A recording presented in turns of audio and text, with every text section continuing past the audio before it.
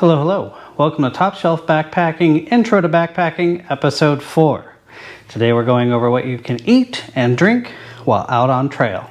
Starting with the food, there are definitely things probably already in your pantry that would work fine out on trail.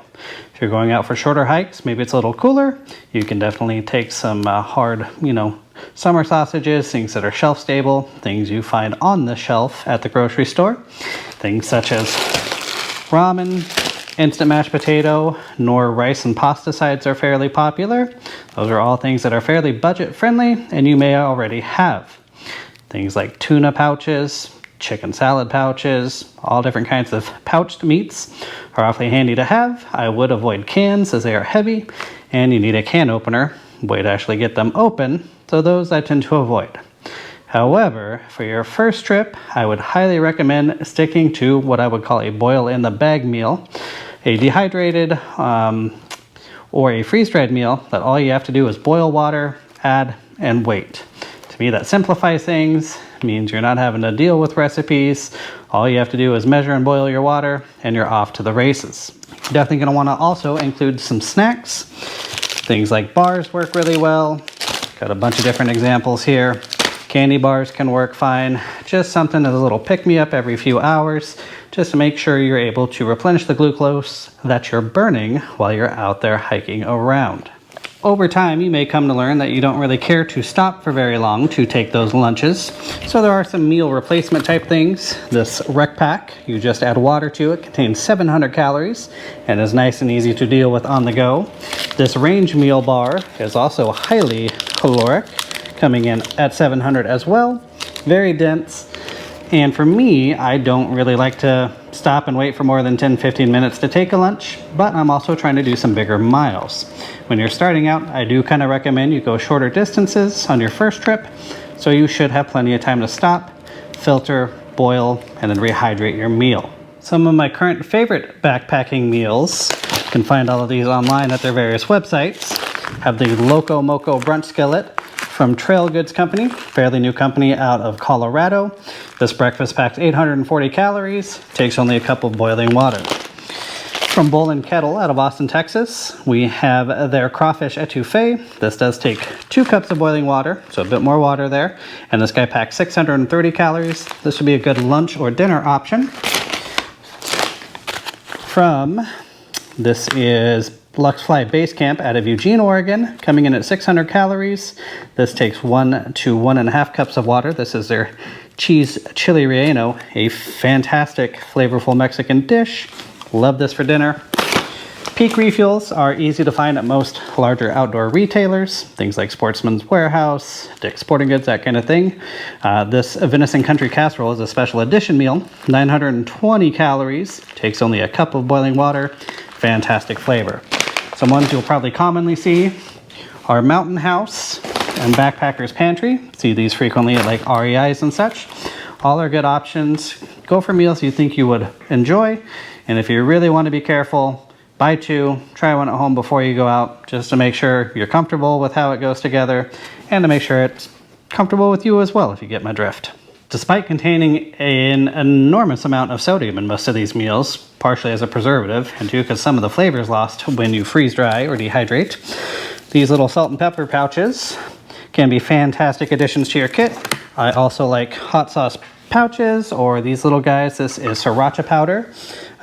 This is from Farm to Summit. So things to kind of zhuzh up your meal a little bit. Parmesan cheese packs work great. Crushed red pepper if you like things a little bit spicier. I always like to throw those into the bag just to give things a little bit of a kick when you need it. As far as drinks are concerned, I enjoy coffee in the morning, need a little bit of a boost. So I typically go with a little instant coffee. Alpine Starts are really good. CS Coffee makes some great coffee. Even the Starbucks ones, the Vias, are tolerable for most folks. If you don't prefer the taste of coffee, green tea is a good option. There's Energy Mios, things like that. I do also recommend bringing some sort of flavor enhancer, such as a Mio, or just a little powdered pouches here. A little wasteful with the packaging, but you may find that there are some water sources that, even though you filter them, don't taste that great. So adding something like that, or something like an Element, Probably seen these online. These are electrolyte powders. Gatorade makes some. There's lots of different brands out there. It's important to make sure you're staying hydrated, especially if you're going out in the summertime where you're going to be sweating a lot and you want to make sure you're drinking plenty of water, but also balancing those electrolytes. At night, I'm a fan of things like hot chocolate pouches or the little apple cider ones. Some shops will sell these individually, but a pack of them usually lasts me a couple of hikes. Throw a couple of these in the bag, top it off with a little bit of whiskey at night, and you have a fantastic way to go to bed warm. So you've picked up your backpacking meal, you're ready to head out on trail, but what are you going to do to filter and heat that water? Let's get into that. Water is probably the most important thing you're going to have to manage out on trail. Water is heavy, with a liter of it weighing 2.2 pounds, so I always recommend you check your water sources and try to carry as little water as possible while being safe to make sure you're not getting dehydrated between water stops. Now, you do need to filter your water to ensure its safety. There are people out there that will say boiling is fine. I'd say that is a load of hogwash there. It takes forever, and the amount of fuel you'd have to carry to boil enough water to use for your meals and drink every day is much more than the weight of a water filter. Now, chances are good, if you've done any hiking in the past, you probably have one of these. This is a water bladder. This will slide into your backpack. Hose comes around, awfully convenient. I am not a fan of these guys at all for backpacking, however, for a couple of reasons. One, if they spring a leak inside your bag, that can be a big problem for all of your gear. You want your sleeping bag to be dry, and if this gets wet, you could be at risk for hypothermia if it's cold. The other thing is, it's very hard to tell how much water is in here, so you basically always have to kind of keep it topped off, and they're hard to refill because getting to these is tough, and I really just don't care for that kind of plasticky taste that you get from these. As far as water storage goes, I am a big fan of smart water bottles. Because of my anatomy, these are awfully hard for me to get to in a side pocket, so often I will attach a front pocket to my backpack, making sure I can easily get to it.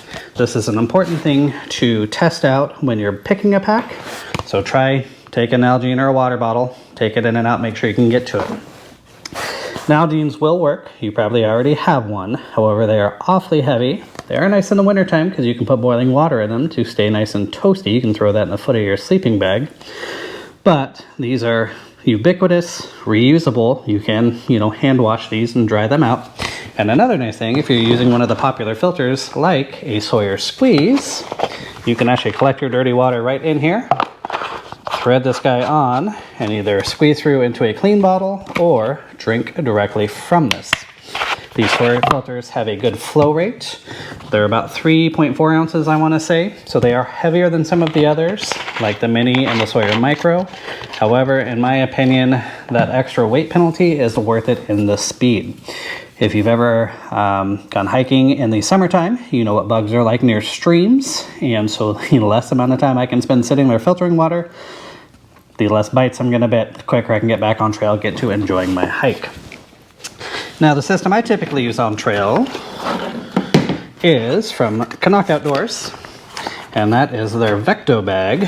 What's nice about this is you get this very large opening, which makes collecting the water quite nice and easy. This then threads onto my Sawyer Squeeze, and you can roll it down and filter directly into your smart water bottle or whatever water container you have. Could be the water bladder if you didn't listen to me. Could be one of the Nalgene's, that kind of thing. You can also use these to carry extra water. So if you know you're going to have to go miles and miles and miles, and you've only got one of these, well, all of a sudden a 2-liter Vecto in this means I've got 3 liters of capacity, and I can just filter through as I need. Another popular filter out there is the Katadyn B-Free. These have a larger opening, so they don't attach to the smart water bottles, but they do come with their own, and Canuck makes their own version too. I've struggled with this particular one. I think it has more to do with the kind of water I'm filtering through. I don't think this does really well with silt, and I struggle to get it clean. But a lot of people I know really like this. There's some others out there from Platypus. I would say probably avoid the Life Straw itself. They've got some other filters that act like the Sawyer Squeeze here. but you will like pop a lung trying to get water through one of those. And how would you then filter it into a pot or something to cook, which is what we're going to get into next, is how do we boil our water once we've got it filtered. So you've collected your water in your Knockback dough. You filtered it through your Sawyer squeeze. You need to put it into something to then heat it. And yes, I do filter it even though I'm going to be boiling it. One, I don't want sediment in there, and two, you actually need to boil it for over a minute to have it truly safe to eat or drink. Filtering, that means you can just bring it to a boil, cut it off immediately, and you should be good to go. In my opinion, there are 3 different styles of stoves for backpacking. There is the chimney or kind of jet boil style. You've probably seen them before. They're nice because they're all contained. They're very efficient, so they can boil water very rapidly, but they are heavy and they are expensive. There's also the alcohol stove. I've got a little example here, and this one's from Lazada. Basically, you take denatured alcohol, such as heat, you pour it in, you light it.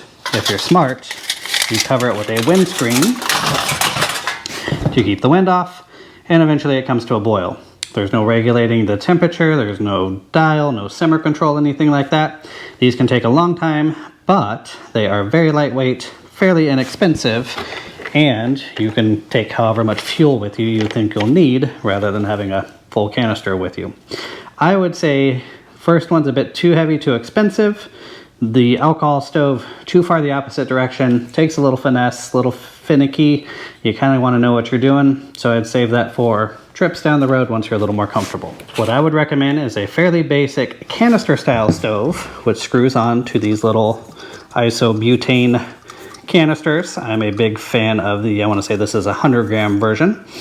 And this little BRS 3000T goes for, I want to say about $18 on Amazon.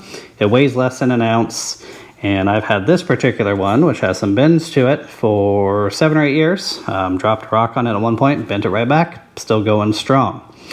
I would pair that with a titanium pot of some sort. These guys can be found usually for $30 or less at your major outdoor retailers like REI. You want to make sure you get one that's big enough to accommodate whatever size meal you have. So if you need 2 cups of boiling water, you want to make sure you've got the capacity for that, because if you can only boil 1.5 cups, you're going to be rather disappointed when you have to go adding hot water and kind of throwing off the timing of everything. You don't necessarily need something huge. 2.5 cups, like a 750 ml, would be about the max I would typically carry, as that'll boil more water than I would need at any given point there. Nice thing about this setup, everything can kind of nest down in there together, and it's fairly simple to use. So, all you would need to do, filter however much boiling water you need into your cup. I do like to make sure I get ones with gradient lines on them, so I can actually tell how much water is in there. Then, it's just a matter of either clicking your igniter, if you happen to get one with one, a piezo style, or with your lighter, up you go. Once it reaches a boil, turn it off, test your handles. Always smart to put them kind of upwind if you can. This is where a buff or a rag of some sort can come in handy. You're going to add your water to your dehydrated meal. You're going to stir it incredibly thoroughly. You're then going to seal it really, really well. Fold it over if you can. I like to give it a little shake. And then every few minutes I'll go and either give it a stir or a good shake until the time mentioned on the pouch. Usually I'll give it a couple more minutes, especially even more time if you're higher up in elevation, and that usually leads to a more thoroughly rehydrated meal. Also on the table here, you'll see this big old boy. This is a cook set I picked up off Amazon. These are rather tempting because they're fairly inexpensive, being that they're aluminum. Like this might have cost about as much as that. And it comes with little bowls and spoons and all kinds of fun stuff. And the reason I have this is very occasionally I will do actual cooking out in the backcountry. Could be making soup, making pasta with sauce. I've made fajitas out in the backcountry. But you kind of got to know what you're doing. You need a stove that can accommodate the size of this. This would be a little bit overkill for this 3000T. So I would try to avoid something like this, unless you're going out with a big group and you need to boil a whole ton of water or you're melting snow or something. But again, those are kind of more advanced lessons. So to start, canister stove, lighter. Even if it comes with an igniter, please carry a lighter with you, and your little pot. And don't forget a water filter. and a means of collecting the water to then filter in. Quick note on these Sawyers, they do come with bags. They're mostly terrible. Just recently, they have teamed up with Canuck, so there's now a combo you can buy. I want to say it's $50 to $60. That sounds like a lot, but to me that is a great value. Something you can use. I think they're rated at like 10,000 gallons, which is more use than I'll probably ever get out of this. But Sawyer is a good company. They do a lot of good all over the world, trying to bring clean water to folks. So to me, they're a company worth supporting, and that's why I own more than one of these, because I will loan these out to friends, that kind of thing. Again, the flow rate's good. I like knowing that the water that I'm cooking with or drinking is protected. Even if it tastes a little funny, they don't always filter out all the taste, so it can taste dirty. But you know that you're going to be safe. You're not going to get Montezuma's revenge, at least not from your drinking water. You've got your meals, you've got your water filtered, you know how you're heating it up, but how are you going to eat it exactly? A couple things I recommend. If you're just going the traditional boil and bag route, a nice long handle spoon is a fantastic option there. I do prefer these to the sporks. You'll find the tines are kind of useless. They actually make it harder to get down into most of these meals. Bonus points if you get one with a polished bowl. To me, they feel better in the mouth and they're a lot easier to clean. You don't get as many little crumbs in there. If for some reason you're turned off by eating out of a Mylar bag, there are little bowls, there are little plates out there, so you can have a more legitimate option. They cost money, they weigh something, so to me, I would just eat directly out of the bag. If you like to drink warm beverages, things like the GSI Infinity Backpacker mug are great, especially the ones with the gradations here. They'll help insulate things to keep them warm or to keep them cool. So this is a nice option if you do enjoy a coffee. Keep in mind you can drink directly out of the titanium mug you use to heat up your water. You don't necessarily have to have one, but it can be nice if you're going to be relaxing around a fire or something, just to keep that beverage nice and warm, keep it handy. This one's got a lid, so it's harder to knock over and spill. So you've got your food and drink kit all dialed in, you know what you're bringing, now what do you carry it in? You would think your backpack, right? Well, yes, kind of. So two things I always bring in my food kit. One is a gallon-sized Ziploc bag. If you're going out for multiple days, these can be nice to portion out each day's food, so you know what you're eating each day, you don't accidentally overeat or undereat. But these I use for collecting all the trash, so when this package is empty, I can put everything in here, recycle, toss, compost, whatever you need to based on the packaging there. So I always have one of these with me. The other thing I'll take is a stuff sack of some sort. Shout out to Kula Cloth and Hilltop Packs for this fantastic creepy cat design. Basically, this allows me to put all of my stuff into one bag. I've got a few different sizes of these, depending on how long I go out. So not only does that allow me to keep everything nice and handy, I can keep it at the top of the bag if I need to get it out quickly to stop for lunch, that kind of thing.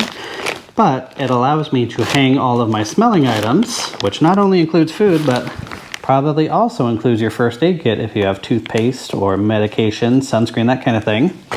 Put it in here and hang it in a tree at night. How I hang my bear bag may differ from you because your local regulations may require something different. Where I typically go, not necessarily worried about bears, but I am worried about mice and things trying to chew their way into my stuff, so I will always hang my food in a tree. Sometimes I will simply flip it over a branch so it's off of the ground and mostly away from the critters. Majority of the time I use a bear hanging kit. This one I think is from Hilltop Packs. It is a carabiner, a line of cord, usually about 50 feet. And then from Apex Giant here, this little dog bone. Basically you fill this little stuff sack with rocks, hook it to the line, throw it over a tree, make sure it's at least 5 feet from the base of the tree if you can. Not all branches are quite that long. And you want to make sure when it's hanging that it is at least 10 feet off the ground. I would recommend looking up a video on the PCT style bear hang method. That's the style I use that uses these components. There's a bit to it, takes a little bit of practice, something that's nice to practice in a park or something before you're out there on trail. But that will ensure that your food is out of the way of any of the critters, so you can be the one eating it and not Mother Nature. So that is what you need to eat and drink safely while out on trail. I like the canister stove paired with the little titanium pot, just so I can heat up some water that I've filtered, poured into my dehydrated meal, and that way I have something nice and warm to fill me up before I go to bed, and I will sleep well knowing my water is filtered and I should be safe. Tune in next week for episode 5, where we dive in deeper to get you out on your first backpacking trip. For more information on all the items you see on this channel, visit topshelfbackpacking.com. And until I see you again, cheers.